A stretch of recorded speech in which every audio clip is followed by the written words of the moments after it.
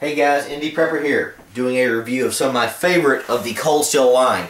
The little smaller fixed blades and pocket blades, all those types of options. Love Cold Steel for their low price and decent quality.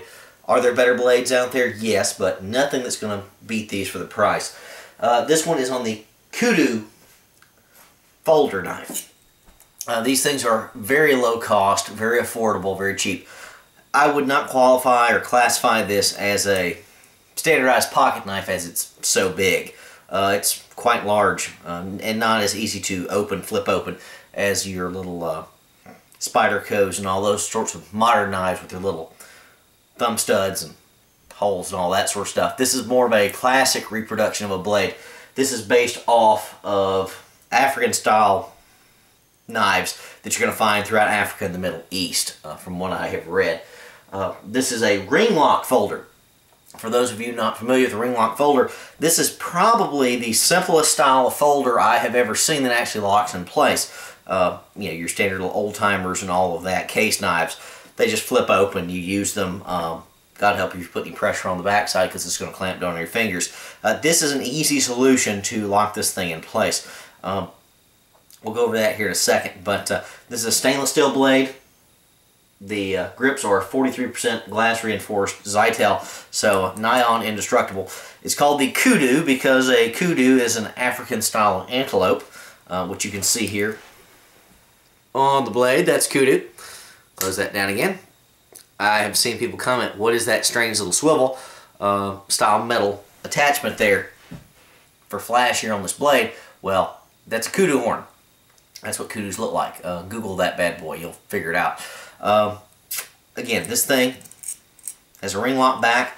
You will see this metallic back spine here attached just simply with the little pinhole rivet there. And you gotta have a ring there. You say, I don't want a ring on my knife. Well, it's absolutely necessary for the function of this blade. Here's the way this thing works. If you look at the base of the blade here, as it rotates around, you see little ratchet points, if you can see that. That's what's going to help keep this thing open. Every time you pull this thing open, if you can see it, it starts to ratchet. You can hear it if I move it quickly enough. Once you ratchet it into the full position, the last ratchet there locks into place.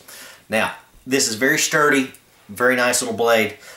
It is, of course, a flat grind, 4116 Krupp stainless steel.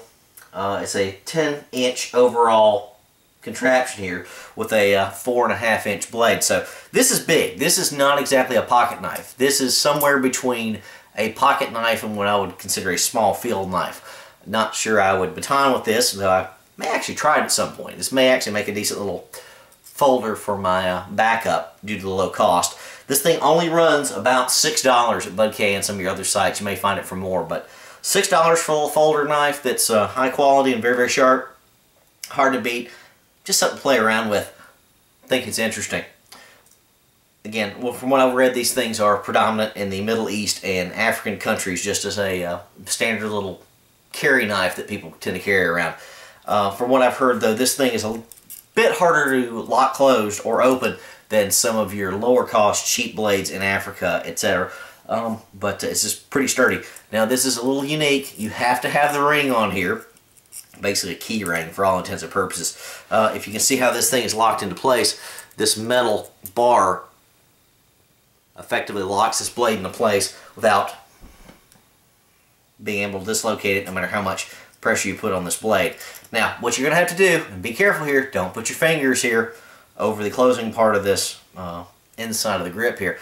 What you're going to do is you're going to pull back on this ring to release the blade. It takes a bit of getting used to, but after a while it becomes instinctual. So, there you go. You don't want to try and close this super fast like you will your tactical folders. You just want to get it moving by a click or two, and then it closes all the way. And it's not going to flip open on you accidentally either because of all those notches. So here it is again. Pull the ring. Ratchet it down. Ratchet it open slowly. Ratchet it open down.